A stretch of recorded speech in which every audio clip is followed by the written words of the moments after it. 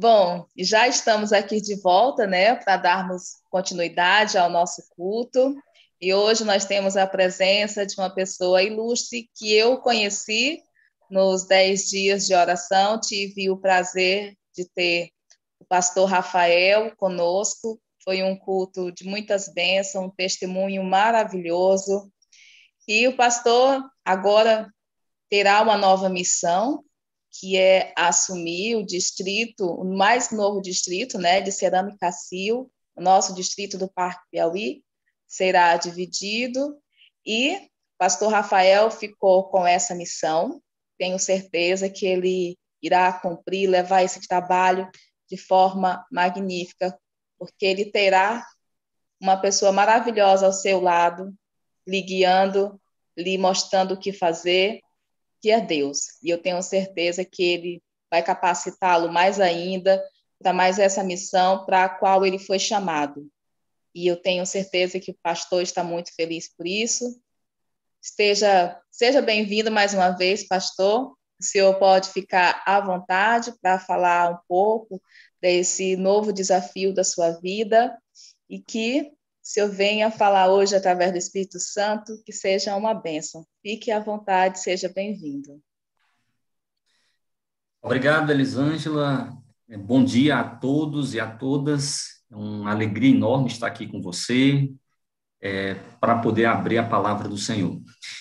Hoje é um sábado todo especial, onde a gente pode se deleitar na palavra de Deus. Eu queria convidar você agora, desafiar você a chamar um amigo, uma amiga para estar conosco. Então, pega aí esse link, o link do YouTube, e envia para um familiar seu, envia num grupo de WhatsApp, envia para os seus amigos, para que eles possam estarem aqui conectados conosco. Hoje, a mensagem será poderosa. Nós vamos falar a respeito do selo de Deus e da marca da besta. Nós vamos tratar de alguns assuntos que tem a ver com os últimos dias da história desse mundo. Então, eu gostaria, de maneira especial, convidar você a não perder, não sair daí, e, ao mesmo tempo, você convidar amigos para estar juntos, porque Deus vai abençoar poderosamente você. Eu quero, nesse momento, eu vou compartilhar aqui uma tela, tá? Eu vou usar, não sei se eu estou conseguindo, não estou conseguindo compartilhar aqui. Eu vou compartilhar com vocês aqui a tela para que a gente possa desfrutar da melhor maneira possível da mensagem de hoje. Enquanto isso, você pode aí enviar, né, compartilhar esse link e convidar mais pessoas para estar antenado aqui conosco. Eu queria de maneira especial convidar você a abrir a palavra do Senhor no livro de Apocalipse. Nós vamos tratar hoje de um assunto profético. Então, abra sua Bíblia aí no livro de Apocalipse, capítulo 13. Livro de Apocalipse, capítulo 13. Livro de Apocalipse, capítulo 13. Já temos algumas pessoas aqui antenadas conosco. Posso ver alguns comentários aqui. Lendalva, a Maria Imaculada, a Isabela, Toinha, temos alguns amigos aqui, né, já conectados aí, desejando feliz sábado. Deus seja louvado pela sua presença. Vamos, então, para a mensagem de hoje. Eu vou compartilhar com vocês aqui a tela, PowerPoint, para a gente poder, então, estudar o tema dessa manhã. Eu já compartilhei aqui. Estão... Opa. Maravilha. O selo de Deus e a marca da besta. O selo de Deus e a marca da besta.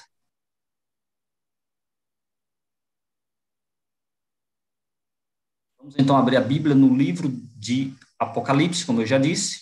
Livro de Apocalipse, capítulo 13. Nós vamos ler o verso 1 e o verso 2. Apocalipse, capítulo 13, verso 1 e verso 2. Mas antes de ler o texto, quero convidar você agora a fechar os seus olhos para orarmos a Deus. Pedimos a direção do alto. Maravilhoso Deus e Pai, temos em nossas mãos a Tua palavra. Nesse momento, queremos te rogar a direção do Santo Espírito, para que a tua palavra, ao ser lida, que ela produza transformações em nosso coração. Queremos ser dirigidos por teu poder, guiados por teu Espírito, e queremos compreender a mensagem que o Senhor quer nos transmitir nesta manhã, em nome de Jesus. Amém. Apocalipse 13, verso 1 diz assim: vi emergir do mar uma besta, que tinha 10 chifres, 7 cabeças, e sobre os chifres 10 diademas, e sobre as cabeças nomes de blasfêmia. A besta que vi era semelhante a leopardo, com pés como de urso e boca como de leão. E deu-lhe o dragão o seu poder e o seu trono e grande autoridade. Então, no capítulo 13 de Apocalipse, João vê 2 bestas se manifestando. Se você for para o capítulo 12 de Apocalipse, no verso 17, você vê ali o dragão, né? Ele se coloca diante ele vai perseguir a mulher, e no capítulo 17, ele se coloca na areia do mar. O capítulo 12, né, termina dizendo que o dragão está diante da areia do mar porque ele vai perseguir o remanescente. Mas para perseguir o remanescente, ele evoca 2 poderes. O primeiro poder, aí você percebe a partir do capítulo 13, verso 1, é uma besta que sai do mar. E o segundo poder, uma besta que surge da terra. Então, essas duas, aliada ao dragão, vai formar justamente a Babilônia, né? Esse poder que vai perseguir o povo de Deus no tempo do fim.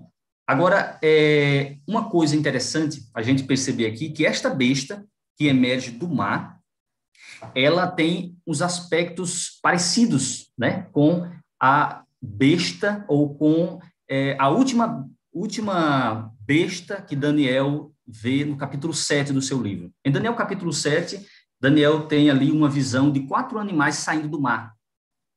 O primeiro animal, um leão com asas, depois é um urso com 3 costelas na boca, e depois um leopardo com 4 asas e 4 cabeças, e por último um animal terrível e espantoso. Então, Daniel vê um leão que significa, como já sabemos, aquele leão significa Babilônia, e depois ele vê um urso que significa Medo-Pérsia, e depois um leopardo que significa a Grécia, e depois um animal terrível e espantoso, símbolo do poder romano, de Roma, do Império Romano. Mas daquele animal terrível e espantoso surge um pequeno chifre que vai crescendo, crescendo, até atingir o exército dos céus.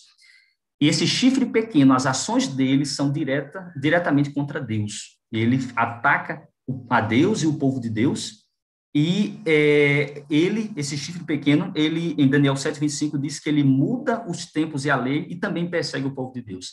Então, essa besta, né, agora que aparece aqui em Daniel, em Apocalipse capítulo 13, ela é uma mistura daquelas bestas de Daniel capítulo 7.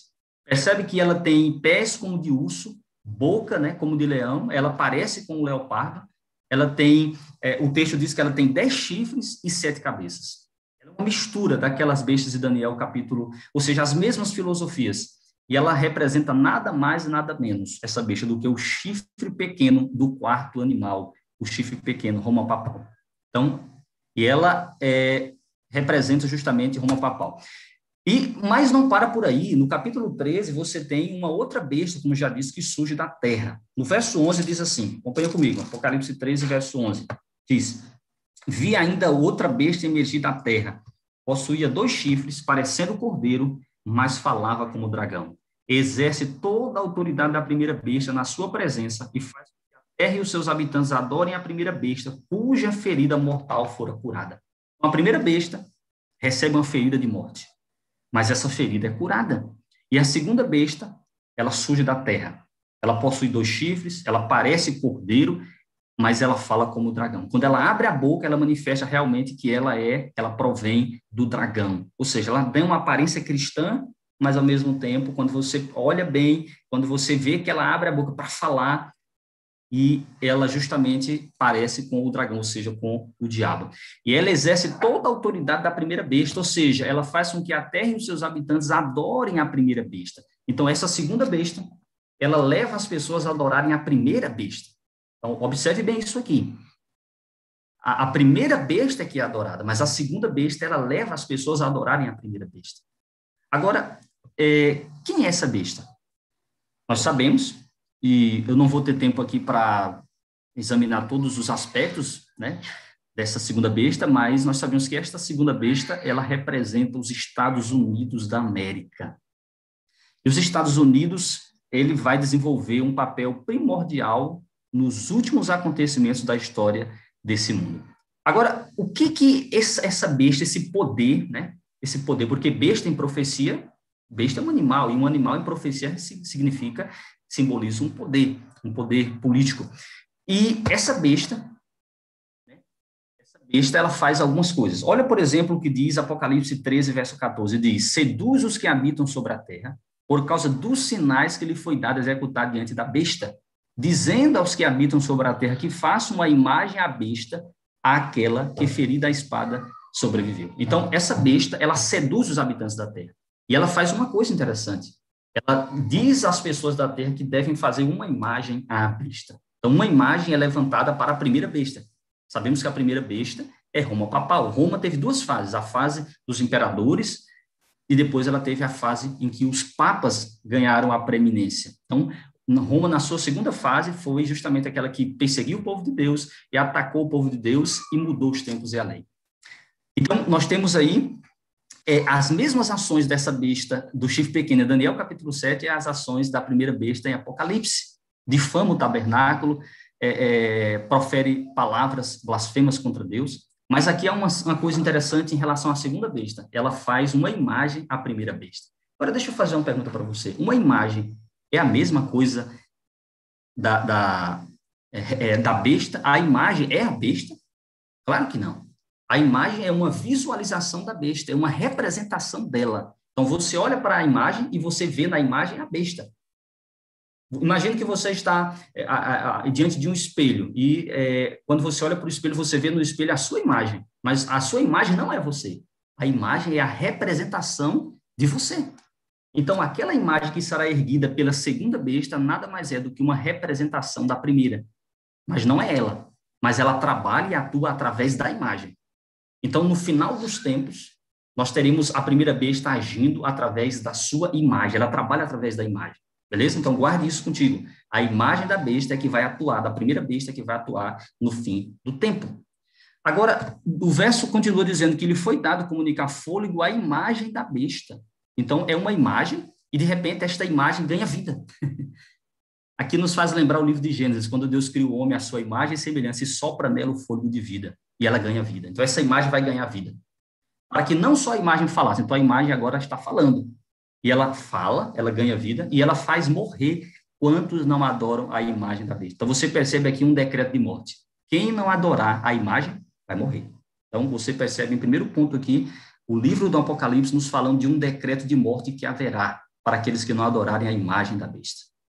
Agora, outro ponto importante.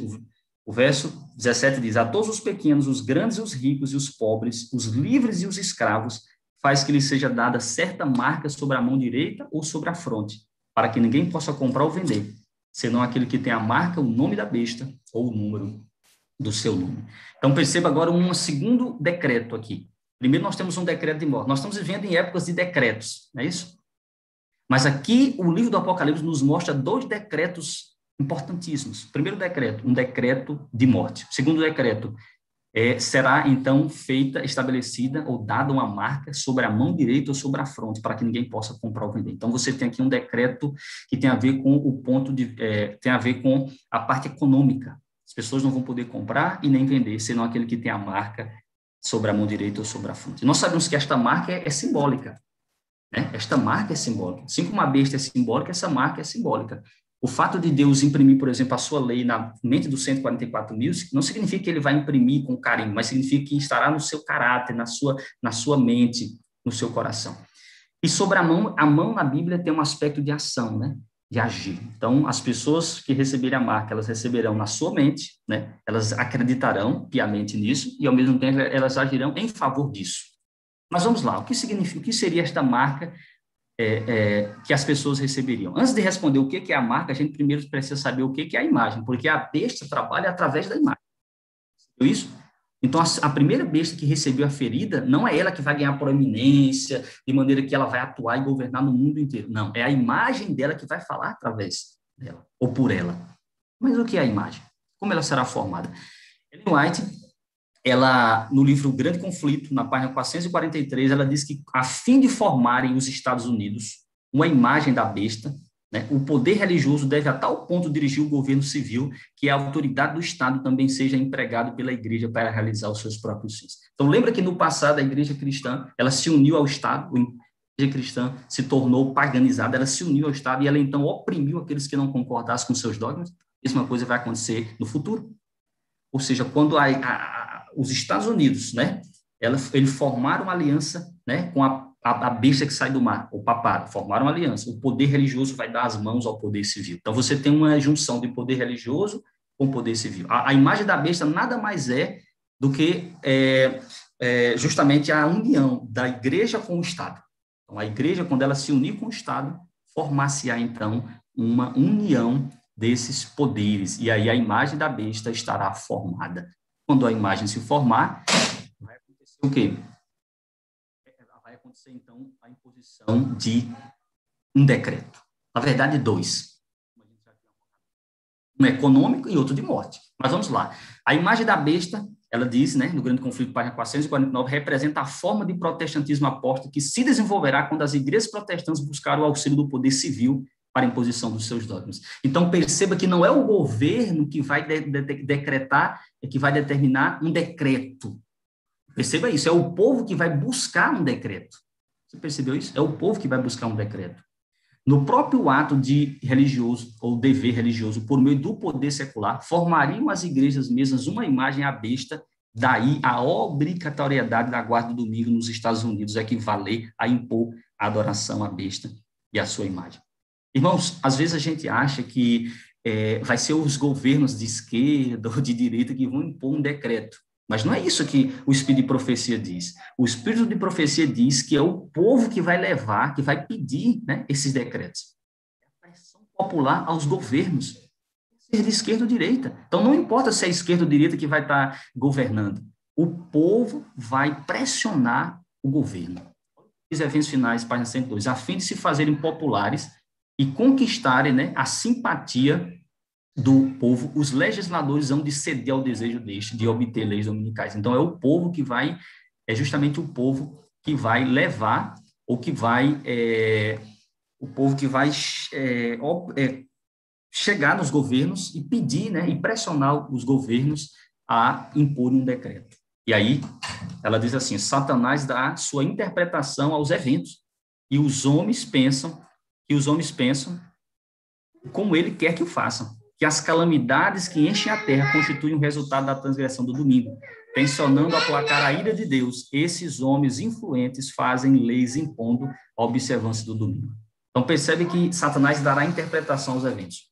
Nós estamos vivendo uma época de pandemia. Então, as pessoas olham para a pandemia e algumas delas acham que a pandemia é o resultado de Deus estar castigando a terra por algum pecado. Você já viu muito isso, Deus está castigando a terra por um pecado. Agora, eu vi, certa vez, uma reportagem, né? Assisti um vídeo de um pastor em determinada igreja, que ele disse uma coisa interessante. Ele disse assim, ele disse que, na verdade, o que está acontecendo hoje no mundo nada mais é do que o castigo de Deus por estarem quebrando o mandamento do Senhor que diz para observar o domingo. Então, a mentalidade na mente de muita gente é de que Deus está castigando a terra por quebrar um mandamento específico. E é justamente isso que vai acontecer. Não é o governo impor um decreto, mas é o povo ir atrás, em busca do estabelecimento de um decreto dominical e pressionar os governos para que isso aconteça. Pressionar o governo. Agora, o que Satanás vai fazer? Ele vai dar interpretação aos eventos que estão acontecendo. Então, o que vai levar as pessoas a se juntarem sobre o mesmo, para terem algo em comum? O que vai levar as pessoas a se juntarem? Eu fico pensando, o Covid já foi algo assim terrível. Agora, imagine uma situação catastrófica, grande, uma calamidade terrível que fará o mundo se juntar em busca de um ideal, a observância do domingo. O que será que haverá diante de nós? Que calamidade ou que crise nos aguarda? Então, somente uma crise mundial, algo terrível, poderá levar, então, o mundo a acatar e a pressionar os governos pela imposição de um decreto. Agora, a marca é o selo de Deus. O que é o selo de Deus? Tão verdadeiramente, Ellen White no livro Evangelizar página 189 diz que tão verdadeiramente como foi colocado um sinal sobre as portas das habitações dos hebreus, para proteger o povo contra a ruína geral, será colocado um sinal em cada um dos que pertencem ao povo de Deus. Então, você tem no livro de Êxodo, quando Deus vai tirar o povo do Egito, ele põe o quê? Um cordeirinho, ele pede para o povo matar um cordeirinho e colocar o sangue, né? As peias de sangue nos umbrais das portas.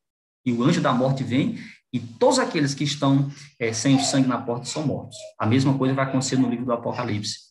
Deus vai selar o seu povo antes da destruição final, antes que as 7 últimas pragas de Apocalipse 16 caiam sobre a terra. Deus sela seu povo, e aí, então, o povo de Deus será protegido nos momentos mais críticos da história desse mundo. Ou seja, o povo de Deus estará selado e protegido. Então, o selo funcionará como um sinal de proteção para o povo de Deus nos últimos dias da história desse mundo. E que selo é esse? O sábado. O sábado é um sinal de proteção. Perceba uma coisa, o sábado funciona aqui como um selo de proteção, né, para o povo de Deus nos últimos dias da história desse mundo. Algumas pessoas vão dizer, então o fato de eu guardar o sábado, eu então vou ter o selo de Deus. Mas perceba uma coisa, não é simplesmente guardar o sábado. O White diz que o selo do Deus vivo só será colocado se assemelham a Cristo no caráter. Porque eu posso até guardar o sábado, mas ser tão mal quanto o diabo. Deus, ele só será colocado nos que se assemelham a Cristo no caráter, em bondade, em amor, em misericórdia. Então, o selo de Deus será colocado justamente sobre essas pessoas. O sinal ou o selo de Deus é revelado na observância do sábado do 7º dia, o memorial da criação. Oposto a isso, a marca da besta nada mais é do que o oposto a esse dia. A marca da besta é o oposto, ok? Ou seja, a imposição do... Por isso que a marca da besta, o número da besta é 666. Você nunca vai para o 7, é sempre o homem no centro. É sempre o homem no centro. E por que será colocada sobre a mente e as mãos? Justamente porque os homens não só trabalharão, né, com as mãos no domingo, mas vão reconhecer com a mente que o domingo é o sábado. E aí eles, então, acatarão a esta ideia. Agora, uma coisa bem importante que a gente precisa perceber é que é o seguinte, ninguém hoje está recebendo a marca da besta. Fulano ali guarda o domingo, então está com a marca da besta. Não, ninguém hoje tem a marca da besta. Ninguém hoje está recebendo a marca da besta. Por que as pessoas não estão recebendo? Porque, queridos, a marca da besta só será recebida quando o decreto dominical chegar. Então, não é porque as pessoas estão guardando o domingo hoje que elas têm a marca da besta. Ou a marca da besta só virá por ocasião do decreto dominical. Agora, nós temos alguns decretos que a gente vê na história, que podemos afirmar que, de fato, temos uma base histórica para afirmar que um decreto, de fato, virá. Olhe, por exemplo, para Esté, capítulo 3, verso 8. No livro de Esté, você tem um texto interessante. Diz assim, então disse Amã ao rei Assuero. A gente conhece a história. Amã, né, com ódio do povo judeu, porque Mardoqueu, né, o Mordecai, não se ajoelhava diante dele, ele ficou com raiva, e aí ele foi diante do rei Assuero e disse, olha, existe espalhado e disperso entre os povos, em todas as províncias do teu reino, um povo cujas leis são diferentes das leis de todos os povos, e que não cumpre as do rei, pelo que não convém ao rei tolerá-lo. Se bem parecia ao rei, decrete-se que sejam mortos. Então o rei tirou da mão o seu anel, deu a Amã, filho de Amedata, Agagita, adversário dos judeus. Então, você percebe aqui a imposição de um decreto. Agora, que decreto foi esse? Um decreto de morte. Agora, olha que coisa interessante. Amã disse assim, olha, existe um povo por aí, rei, espalhado, né, disperso entre as províncias do teu reino, um povo que as leis são diferentes das nossas. E ele não cumpre, ele não cumpre as leis do rei. Porém, não, pelo que não convém ao rei tolerar esse povo. Por isso, decreta-se que sejam mortos. Que leis eram essas, diferentes das leis justamente daquele povo? Quais eram essas leis? Eu pergunto para vocês, será que era não matar, não roubar, não adulterar? Não, essas leis eram comuns a todos os povos. Sabe qual era a lei aqui, justamente, que diferenciava os judeus dos outros povos? Era o sábado. Era justamente o sábado, a lei que diferenciava os judeus dos outros povos. O sábado, ou justamente, os 4 primeiros mandamentos. E é justamente isso que acontece no livro do Apocalipse. No livro do Apocalipse, a besta que sai do mar, como papal, ela ataca os 4 primeiros mandamentos da lei de Deus. Primeiro, o mandamento diz, não terás o Deus diante de mim. A besta é adorada, ela quer ser adorada. Segundo, não farás para ti imagem de escultura. Ela faz uma imagem, a segunda besta faz uma imagem, a primeira. Terceiro mandamento, não tome o nome de Deus em vão. A primeira besta faz o quê? Ela blasfema contra o tabernáculo, contra o nome do Senhor. E aí o quarto mandamento, lembra-te do dia de sábado para o santificar. E aí o que ela faz? Ela estabelece um dia de adoração em contraste com o dia de Deus. Então você tem um ataque aos 4 primeiros mandamentos. E o remanescente final, o povo de Deus, o restante, aqueles que estarão fiéis nos últimos dias, eles vão contrapor justamente a essa trindade satânica. De que maneira? Eles irão pregar as 3 mensagens angélicas, e as 3 mensagens angélicas, elas combatem, elas defendem, na verdade, né, os 4 primeiros mandamentos. Lembra-te, adorai a Deus, o Criador dos céus e da terra. Então, você tem aqui criação versus evolução. Mas vamos lá, vamos passar aqui. E o rei, então, ordenou que fossem mortos, que os judeus fossem mortos. Mas Deus salvou seu povo naquele momento dramático. Deus usou Esté. Você tem no dia 7 de março do ano 321, um decreto dominical, decreto em Roma. A gente conhece esse decreto, né? O decreto de Constantino, aí, o Grande, né? Ele promulgou. É claro, esse decreto dominical, a gente pensa assim, não, Constantino obrigou as pessoas a guardar o domingo. Não, irmãos, Constantino não obrigou ninguém a guardar o domingo. A igreja cristã já de muito tempo, em sua grande parte, guardava o domingo. Havia uma divisão na igreja, muita gente guardava o domingo, outros guardavam o sábado, outros guardavam sábado e domingo. O que Constantino fez, na verdade, foi unir cristãos e pagãos. Cristãos que guardavam o domingo e pagãos que guardavam o domingo. Então, Constantino nada mais fez do que ceder ao pedido do povo. É isso que vai acontecer com relação ao último decreto dominical que será imposto nessa terra. O decreto dominical imposto antes da volta de Jesus. O governo do mundo vai ceder à pressão do povo. É isso que Constantino fez. Agora, nós temos também alguns decretos na história, por exemplo, o decreto na Inglaterra. Esse autor aqui, americano, né? Esse autor chamado Christopher Hingle, ele escreve, né, no seu livro, né, Um Dia Diferente, né, ou Um Dia à Parte, Nicholas Bald, né, ele escreve que o ministro anglicano, chamado Nicholas Bald, no início do século XVII, ele passou a ensinar que profanar o sábado era profanar a Deus. Isso deu origem à seriedade com que os puritanos condenariam as violações das leis de Deus. Então, você sabe que a Inglaterra, ela, logo ali na época da Reforma, a Inglaterra, ela sai, né? Ela separa-se, né, do catolicismo, e ela forma uma igreja própria, né, que nós conhecemos como a igreja anglicana. E dentro da igreja anglicana você tem um grupo mais extremo, mais zeloso, que eram os puritanos. E os puritanos, vocês terem uma ideia, eles eram tão zelosos pela lei, né, de Deus, que eles diziam que profanar o sábado, agora perceba uma coisa, quando eu leio aqui sábado, quando você lê aí sábado, não era o sábado do 7º dia, era o domingo. Não era o sábado, era o domingo. Só que por que eles não falavam domingo? E falavam, em relação ao domingo, eles referiam como sábado. Porque eles queriam se diferenciar dos católicos. Então, os católicos já tinham o domingo como o dia do Senhor, e falavam domingo. Então, eles, para não parecerem como se fossem católicos, então eles se referiam ao domingo como sábado. Mas, na verdade, quando o texto aqui diz que quem profanava o sábado profanava Deus, na verdade está falando do domingo. E aí, então, eles condenaram, então, essas violações ao domingo. Os puritanos ingleses passaram a ensinar que trabalhar no domingo, aqui está sábado, mas entenda-se que na mentalidade deles, sábado significa o quê? Domingo. Trabalhar no domingo era tão grave quanto matar ou cometer adultério. Então, perceba-se que já no século XIX, na Inglaterra, os próprios reformistas, eles já tinham o domingo em alta escala. Só para vocês notarem como isso é verdade, no dia 19 de junho de 1618, esse homem aqui, ó, na imagem, John Trax, e junto com sua esposa, né, eles foram sentenciados a ser chicoteados, mutilado e condenado à prisão perpétua por conspiração. O que esse homem fez? Ele era líder de uma seita de separatistas extremos que acreditavam que as leis do Antigo Testamento, incluindo o sábado, o 7º dia, e a lei dietética mosaica, né, ou seja, alimentos limpos e imundos, né, a divisão aí, eles continuavam em vigência para os cristãos. Então, simplesmente por se alimentarem de maneira diferente, simplesmente por guardarem o sábado no 7º dia e não no domingo, eles foram condenados a prisão perpétua, chicoteados, ridicularizados. Infelizmente, John se retratou mais tarde e foi solto, mas sua esposa Dorothy ficou presa por 25 anos por não desistir do sábado, do sétimo dia. Então, isso, irmãos, já é no século XVII. Então, você percebe de que maneira já na Inglaterra do século XVII, após a Reforma Protestante, as pessoas tinham o domingo em alta escala.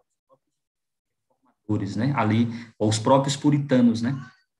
Agora, uma coisa que a gente precisa perceber é o seguinte: quem formou os Estados Unidos da América? Quem foi? Quem formou as colônias americanas? Quem deu início? Os ingleses, os puritanos. Eles saíram, né, da Inglaterra para formar uma nação onde não houvesse nem rei e nem papa, uma divisão entre igreja e Estado. E eles, de fato, estabeleceram ali as 13 primeiras colônias, né, primeiras colônias americanas. Tanto que esse autor aqui, Ringwald, ele diz que em 1620 os puritanos chegaram à América a fim de estabelecer uma nova Jerusalém que preservasse o sábado em sua integridade. Perceba que sábado aqui significa domingo, ok? Então eles queriam preservar o domingo em sua integridade. E recordando o lugar dos puritanos na criação e desenvolvimento desta república, nos lembramos de que a guarda do santo dia de sábado, leia-se domingo, é uma de suas poderosas pedras angulares. Então, a base, né, o fundamento dos Estados Unidos está no fundamento, é uma das suas pedras angulares, o domingo. Já está emaranhado na cultura americana, né, e na base da fundação americana. E perceba uma coisa: as colônias americanas, elas desenvolveram uma legislação dominical contra a profanação do dia do Senhor, com pesadas e graves penalidades para as violações. E aí, já que eles tinham como uma de suas pedras fundamentais a guarda do domingo, as próprias colônias começaram a desenvolver leis dominicais. E hoje, nos Estados Unidos, praticamente quase todos os estados americanos têm leis dominicais. Você já ouviu falar?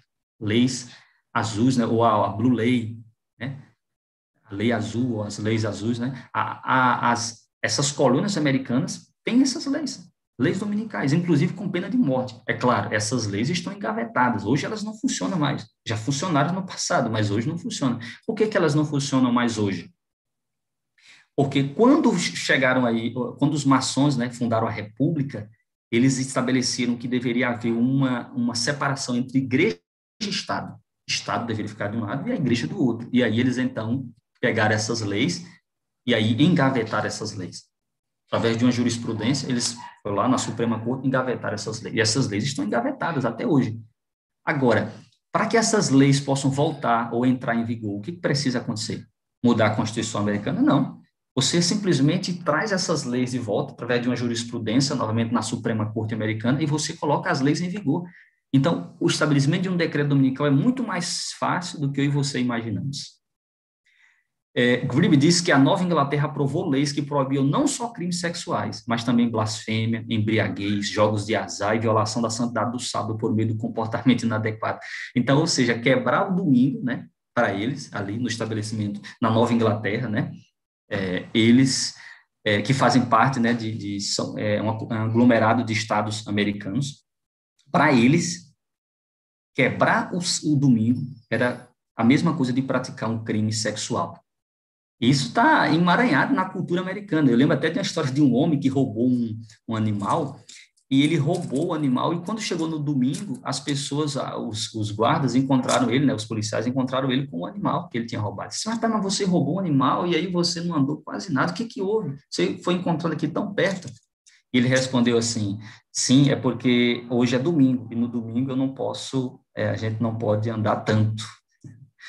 Eu tenho que respeitar o domingo. Ou seja, a lei, a consciência dele não alertou ele quanto ao roubo, mas alertou ele quanto à observância ou quanto à quebra do domingo. Você percebe que isso está emaranhado na cultura americana. É por isso que Ellen White diz no livro Testemunho Celeste, ela diz assim, quando a América, o país da liberdade religiosa, se aliar com o papado a fim de dominar as consciências e impelir os homens a reverenciar o falso sábado, os povos de todos os demais países do mundo hão de ser induzidos a imitar seu exemplo. Então, começa lá nos Estados Unidos. Perceba que quem atua nos últimos dias não é a primeira besta, não é Roma, Paulo. Quem atua é os Estados Unidos através da imagem da besta. Essa imagem nada mais é do que a imposição de normas, de decretos, né, obrigando a veneração a guarda do domingo, é a união da igreja com o Estado, e a imposição, então, dos seus decretos. E o decreto impondo a veneração desse dia se estenderá, então, a todo mundo. Começa nos Estados Unidos, e aí depois os demais países do mundo começam, então. O que ela diz no livro Grande Conflito, no página 587? Ela diz que será feita a alegação de que a corrupção que rapidamente se vive em grande parte a profanação do descanso dominical e que a imposição da observância do domingo melhoraria grandemente a moral da sociedade. Insiste-se nisso especialmente na América do Norte, onde a doutrina do verdadeiro sábado tem sido mais amplamente pregada. Então, o que as pessoas vão dizer? Tudo que está acontecendo, toda a corrupção, toda a imoralidade, tudo que está ocorrendo, toda a desgraça desse mundo é porque as pessoas estão profanando o descanso dominical. E, então, começa a imposição lá nos Estados Unidos. O decreto determina a marca da besta. A observância do domingo não é ainda o sinal da besta, como eu já disse, e não será até que saia o decreto. Então, com a saída do decreto, você tem, então, a imposição da imagem da besta, ou da marca da besta. Agora, lembra que eu falei que haverá, Apocalipse capítulo 12, capítulo 13, fala de 2 decretos, um decreto econômico para não comprar e nem vender, que nós chamamos ali de decreto dominical. Então, você tem um outro decreto, que é um decreto de morte. Ela diz assim, expediciar, por fim, um decreto contra os que santificam o sábado do 4º mandamento, denunciando-os como merecedores do mais severo castigo e dando ao povo liberdade para, depois de certo tempo, matá-los. Então, perceba que primeiro você tem um decreto dominical. Esse decreto dominical, quando ele surgir, a porta da graça estará aberta, então haverá oportunidade de salvação, haverá uma comoção no mundo religioso, muita gente dentro da igreja vai sair da igreja adventista e outros irão entrar. Nessa época de pandemia, a gente já viu um pouco de sacudidura, muita gente que talvez não volte mais para a igreja, gente que foi sacudida, mas a sacudidura que vem diante de nós será terrível. Muita gente vai sair por medo de perder propriedades, terras, bens, casa, dinheiro e passar necessidade. Muita gente vai abandonar a fé. E outros, no entanto, irmãos, irão tomar o lugar destes. E aí o povo de Deus, o remanescente, vai crescer e vai se expandir. O derramamento do Espírito Santo e o alto clamor, a mensagem será dada com grande poder e a terra será iluminada com a glória de Deus. E nesse momento, queridos, então o povo de Deus vai pregar. E aí nós vamos chegar, então, nesse momento, nós vamos ter o fechamento da porta da graça. E quando a porta da graça se fechar, então sairá o decreto de morte. O decreto de morte, ele só sai após o fechamento da porta da graça. Mas nenhum cristão vai morrer, nenhum servo de Deus vai morrer. Por quê? Porque Deus vai salvar o seu povo. Deus vai antes que a destruição ao povo de Deus venha, Cristo volta para resgatá-los. Então, as 7 últimas pragas, nada mais... As 7 últimas pragas, elas caem, né? E é justamente as 7 últimas pragas que vão levar à imposição de um decreto de morte. Por isso que o decreto de morte só vem após o fechamento da porta da graça, porque é as 7 últimas pragas caindo. A gente vê muita gente morrendo aí por conta da pandemia. Agora, imagina em relação às 7 últimas pragas. As 7 últimas pragas, irmãos, vai abalar o mundo. Água em sangue, as pessoas bebendo água como... na sua torneira, água em sangue, a água do mar vai se transformar em sangue, a água dos rios, o sol vai queimar as pessoas com intenso calor. Teresina já está quente, agora imagina o sol queimando as pessoas com intenso calor, úlceras malignas, trevas sobre o trono da besta. Irmãos, vai ser algo terrível, e então isso vai levar então à imposição de um decreto de morte. E aí, queridos, nós vamos então viver momentos dramáticos, mas Deus vai poupar o seu povo. O segundo decreto, ou o decreto de morte, ele será muito semelhante a que Assuero promulgou contra os judeus. No livro Grande Conflito, no página 588, servo do Senhor disse, mediante os 2 grandes erros, a imortalidade da alma e a santidade do domingo, Satanás há de enredar o povo em suas malhas. Enquanto o primeiro lança o fundamento do espiritismo, o último cria um laço de simpatia com Roma. Os protestantes dos Estados Unidos serão os primeiros a estender as mãos através do abismo para apanhar a mão do espiritismo. Estender-se-á por sobre o abismo para dar as mãos ao poder romano e sobre a influência dessa tríplice união, este país seguirá as pegadas de Roma, desprezando os direitos de consciência. Então, você perceba que o diabo vai trabalhar mediante 2 grandes erros. Primeiro, a imortalidade da alma. e segundo, a santidade do domingo. Então, aparições de anjos e satanás vão acontecer, ou anjos de demônios irão acontecer como pessoas que já morreram, né? Na figura, na imagem de pessoas que morreram e vão enganar muita gente, né? Agora, o que vai acontecer, na verdade, é que os Estados Unidos vão dar as mãos ao espiritismo e também as mãos ao poder romano, ao catolicismo. Então, nós temos essa união, essa tríplice união, espiritismo, protestantismo e catolicismo. Primeiro ponto, a América protestante tem aberto as portas ao espiritismo. Se você observar bem, no ano de 1906, William Seymour, né, foi o primeiro protestante a promover um culto pentecostal com fala em língua em Los Angeles. E hoje, o pentecostalismo tomou conta do mundo. Agora, é interessante que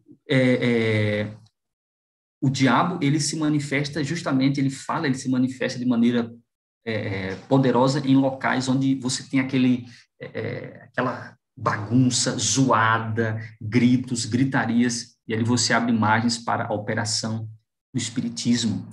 Em 1966, nós temos os católicos também aderindo ao espiritismo. Hoje você tem o catolicismo, os católicos carismáticos.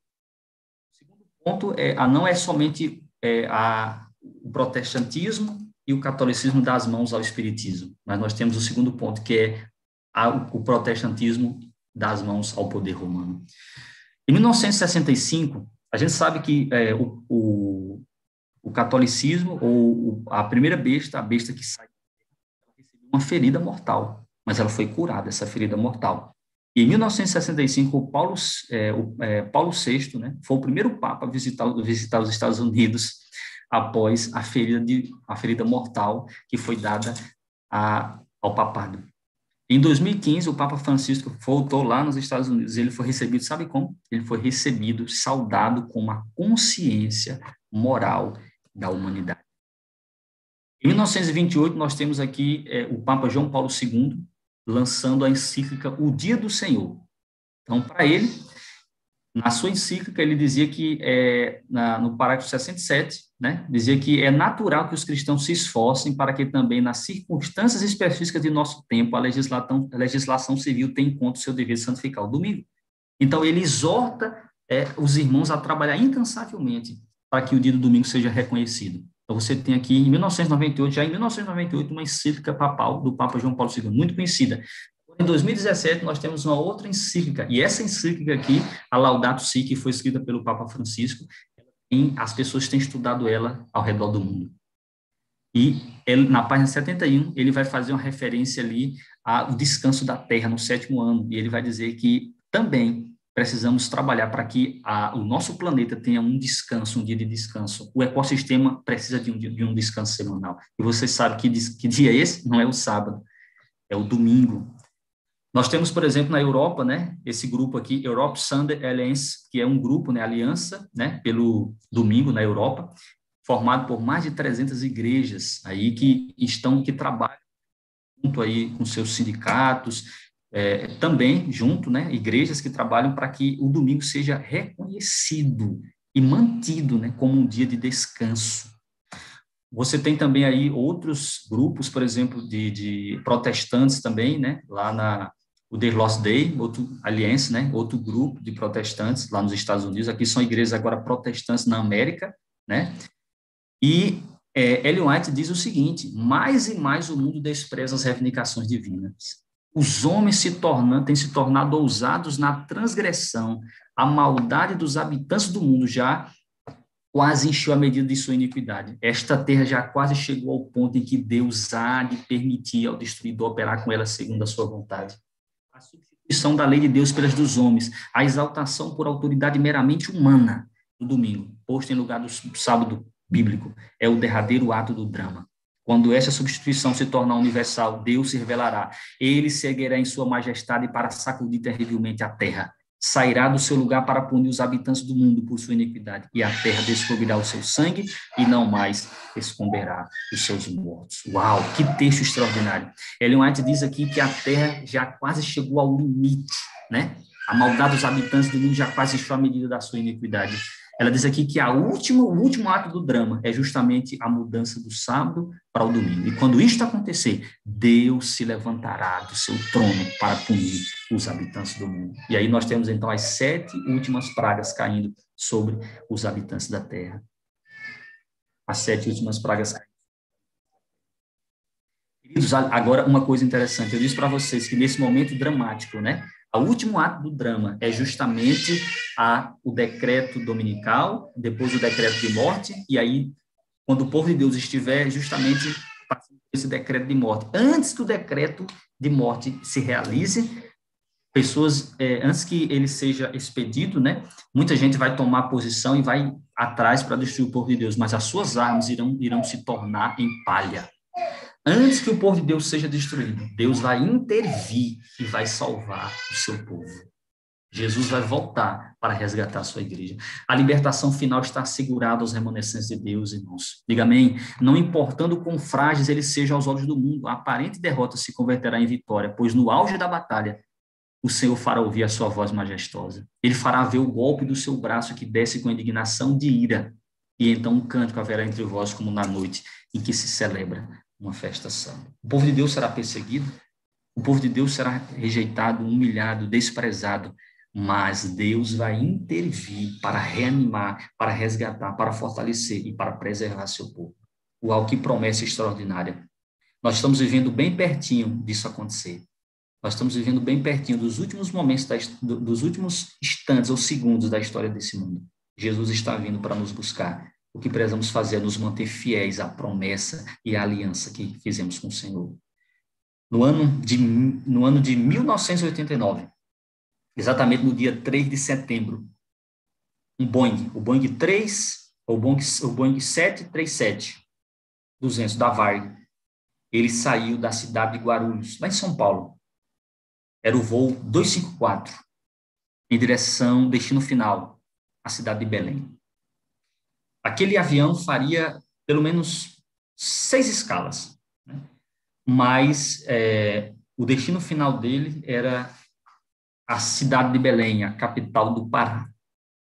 Saiu às 9h35, 9h37 da manhã, e quando chegou, ele faria a última cidade era Belém, mas antes de chegar em Belém, ele parou, né, sua última escala, em Marabá. E ali o avião foi reabastecido e então o comandante recebeu o plano de voo. Você sabe que o comandante, né, quando ele recebe o plano de voo, ele faz a leitura e ele então vai seguir todo aquele plano, né? Ele vai colocar ali as coordenadas, a direção da bússola. E quando ele leu o plano de voo, o comandante César Garcês, ele leu e lá estava escrito, né, no plano de voo, estava escrito 0, né, 270. Ele deveria descartar o último decimal, o 0. Então, na verdade, era o grau, era a direção da bússola 27, que dava sentido ao oeste, a Belém, ou ao norte, a Belém. Mas ele cometeu um erro, e ele interpretou que fosse 270. Ele cometeu um erro. E ele colocou, então, a bússola, ele colocou lá na direção da bússola, ele colocou 270, e ele saiu, ao invés de ir em direção a Belém, ele saiu em direção ao Mato Grosso. Olha que coisa. E quando ele estava saindo, uma pessoa que estava lá, chamada Roberto, um dos passageiros, observou que tinha alguma coisa errada. Porque ele era acostumado a viajar, ele já tinha viajado diversas vezes naquele sentido, em direção a Belém. E agora o avião estava indo no sentido contrário. Ele, então, falou para a mulher que estava sentada do seu lado, alguma coisa está errada. A mulher tinha uma bússola, uma pequena bússola, e apontou e disse assim, você quer aqui ver na minha bússola? E ele observou realmente que o avião não estava indo para o norte, estava indo para o oeste. E o que foi que aconteceu? Ele chamou a aeromoça e disse, olha, alguma coisa está errada, avisa o comandante que nós não estamos indo para o Pará, para Belém, nós estamos indo para o Mato Grosso, avisa. E ao invés de avisar, sabe o que a mulher disse? Ela disse assim, como é que você quer saber mais do que o comandante? Com essa bússolazinha, você quer saber mais do que o comandante, com todo aquele aparelho? Ah, meus queridos irmãos, nós também temos uma bússola, que é a palavra de Deus. O mundo despreza essa bússola. O mundo despreza. Em um mundo de tanta tecnologia, as pessoas desprezam a palavra de Deus. Mas deixa eu dizer para você, a palavra de Deus alcançará o seu cumprimento. Ela vai permanecer de pé. Seca-se a erva e cai a sua flor. Mas a palavra do nosso Deus permanece para sempre. Passará os céus e a terra, mas as minhas palavras não passarão. Aqui está o sentido, a direção para o mundo que está desgovernado. Mas as pessoas desprezam as advertências de Deus. E deixa eu dizer para você, durante algumas vezes ele chamou a aeromoça, mas ela não deu muita bola para ele. E resultado, o avião foi seguindo o seu curso. E quando depois, a viagem demoraria cerca de 50 minutos. Ele saiu por volta das 5h35 da tarde e em 50 minutos ele já chegaria em Belém, mas não foi o que aconteceu. Quando ele percebeu que enviou uma mensagem para a torre disse, pode pousar, mas como pousar, Belém faltou energia, na verdade ele não estava em Belém, ele estava em cima da floresta amazônica. E agora? O comandante Garcês começou a procurar, ele havia cometido um erro, ele começou então a procurar o caminho. Como o copiloto tentou ajudá-lo, né? Porque o copiloto confirmou as coordenadas de voo na hora da saída da aeronave, as mesmas coordenadas do comandante. Mas o copiloto percebeu o erro, que ele havia cometido um erro. E aí ele foi falar para o piloto, e aí o piloto então colocou a mão na boca e disse, porque tudo que é falado no avião vai para a caixa preta. E ele então havia percebido o erro que havia cometido. E ao invés de pedir ajuda, de falar que está perdido, que havia cometido esse erro, ele não pede ajuda. O comandante coloca em risco a vida de 54 passageiros, 6 tripulantes, né? E 48 passageiros. E o tempo vai passando, e ele procura encontrar o caminho sozinho, e ele comete o erro de não pedir ajuda. Ele vai, e o tempo vai passando, 1 hora, 2 horas, e a gasolina do avião vai acabando. E chega um ponto que ele não consegue encontrar o caminho, e a gasolina do avião, então emite um comunicado para as pessoas do avião. Imagina se você estivesse dentro daquele avião, como é que você se sentiria? Ele então diz para as pessoas, senhoras e senhores, é o comandante quem vos fala. Tivemos uma pane de desorientação dos nossos sistemas de bússola. Estamos com o nosso combustível já no final, ainda com 15 minutos. Pedimos a todos que mantenham a calma, porque uma situação como essa, deixamos a todos com a esperança de que isso não passe de apenas um susto para todos nós, pela admiração ou pela atenção, muito obrigado, e que todos tenham um bom final. Já imaginou você estar dentro desse avião e você ouvir uma mensagem dessa? Você ouvir que você tem apenas 15 minutos de combustível, que não há praticamente nada que possa fazer. A única coisa que pode acontecer, que você tem, é a esperança de que aquilo não passe apenas de um susto. Essa é a situação que o mundo se encontra. Nós estamos no meio nós estamos seguindo o nosso planeta Terra. A Terra é uma grande aeronave, mas que está com o combustível já no seu final. E a única coisa que nos resta, queridos, é mantermos a esperança. Por que a esperança?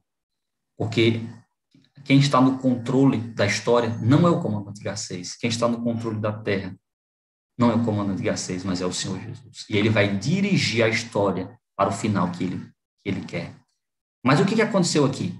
O comandante Garcês, então, enviou uma mensagem. Esse mundo precisa de esperança, como aquelas pessoas na aeronave precisam de esperança. Esse mundo já não sabe mais para onde, as pessoas estão tirando a sua vida, as pessoas estão se matando, as pessoas estão sem saber mais para onde correr, porque elas não sabem o que o futuro reserva, as pessoas estão com medo, amedrontadas, assustadas, elas não têm paz, porque elas não sabem o que aguarda elas amanhã. Mas nós temos a esperança, nós sabemos a palavra de Deus é capaz de nos dar esperança, nós sabemos o que vai ocorrer, nós sabemos como esse mundo vai acabar. E, queridos, o comandante Garcês, então, a poucos minutos da gasolina acabar, ele enviou outra mensagem. Ele disse, olha, eu vou fazer um pouso forçado. Fiquem na posição fetal. Dizem que essa é a melhor posição quando um avião está caindo. Posição fetal, quando você nasce, como você nasce. Como o feto, né? Como o bebê fica dentro da barriga da mãe. E aí, coloque um documento, pegue um documento de identificação, coloque dentro do seu bolso.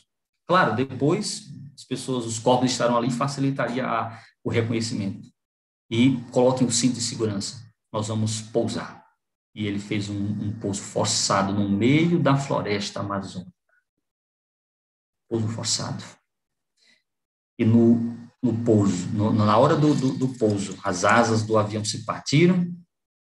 Infelizmente, 12 pessoas, né? 11 morreram na hora e um depois. 12 pessoas perderam. 1989. Uma daquelas homens que estava, justamente aquele homem, né?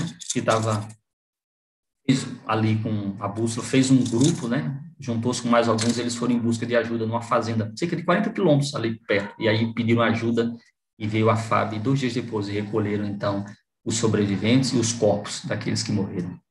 As pessoas, então, na mídia saiu a notícia de que foi um acidente terrível, mas o comandante Garcês saiu com maestria porque ele conseguiu salvar a maior parte das pessoas, mas depois ele saiu como o culpado da história, porque ele errou quando deveria pedir ajuda. Ele poderia ter pedido ajuda, mas ele não pediu. Está você sofrendo? Está você chorando? Está você padecendo? Está você sem saber mais para onde ir? Peça ajuda, não tenha medo. Não tenha medo. Agora, ele errou quando deveria ter pedido ajuda. E o resultado é a morte dessas pessoas. 12 pessoas e outros gravíssimos. Amigos, né? Ou melhor, pessoas que foram feridas, né, naquele acidente. O nosso mundo também, querido. O nosso planetinha chamado Terra está vivendo já seus últimos momentos de história. Estamos chegando no fim da história desse mundo e a Terra geme, ela. Quem tem o controle da história do mundo não sou eu e nem você. Quem tem o controle da história do mundo é o Senhor Jesus. Ele é rei, ele governa, ele é Deus. Ele tem o domínio completo. Ele que tem o domínio e logo, logo o domínio será restaurado completamente sob o seu poder. Ele governa, mas ainda hoje o inimigo atua ainda nesta terra, mas ele é um inimigo derrotado. Logo, logo Deus vai intervir na história humana. Ele voltará, o Senhor Jesus voltará. Chegar o momento mais dramático da história, quando o povo de Deus estiver sob intensa perseguição, a ânsia da morte, Deus intervém e ele salva. O salmista já havia expressado isso no Salmo 68, verso 20, que o nosso Deus é o Deus da salvação. E a Deus, o Senhor, pertencem os livramentos. Ele é o Deus da nossa salvação. Louvado e exaltado seja o nome de Jesus, porque logo, logo ele virá. Nem morte, nem sofrimento algum. O que eu e você precisamos fazer é estarmos prontos para os momentos da história.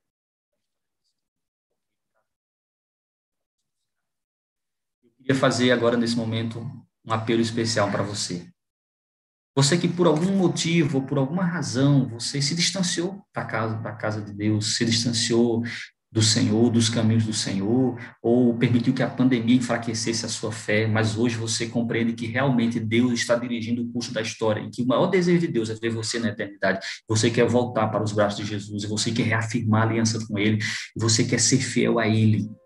Você diz assim, pastor, eu quero ser fiel a Deus, eu quero voltar, eu quero reafirmar. Coloca aí nos comentários, sim, eu quero, eu desejo. E você, meu querido irmão, que permanece firme nos caminhos do Senhor, mais uma vez você quer dizer, eu quero também, eu quero, mais uma vez, diante de Deus, diante de todos, dizer que eu permaneço seguro, firme nas mãos de Jesus até o final, porque eu quero estar pronto quando Ele vier.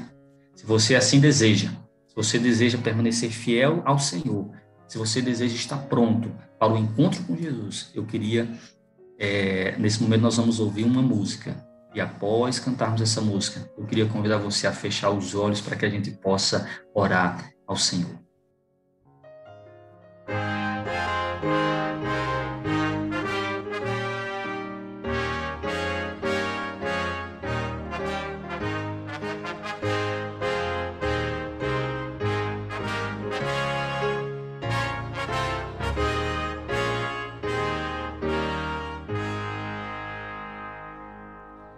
Grande comandante, Cristo nos será.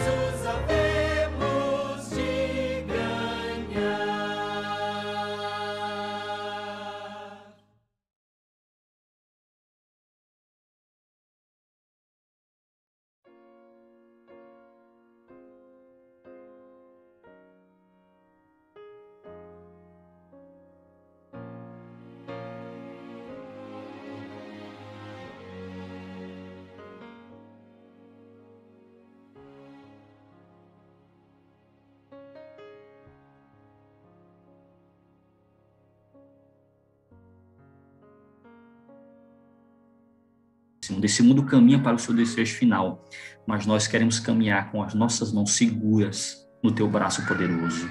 Queremos avançar sem medo, porque sabemos que o nosso general, o nosso grande comandante vai adiante de nós. E a ele pertencem os livramentos de morte. Louvado seja o Senhor, porque no momento mais crítico da história desse mundo, o Senhor está conosco, não nos abandona. Como o Senhor esteve com Sadraque, Mesaque e Abdenego dentro da fornalha de fogo, o Senhor estará conosco nos momentos mais dramáticos da história final. O Senhor não abandonará o seu povo, mas o Senhor dará poder e graça para permanecer firme até o dia em que veremos a tua face e nos regozijaremos e nos alegraremos por toda a eternidade.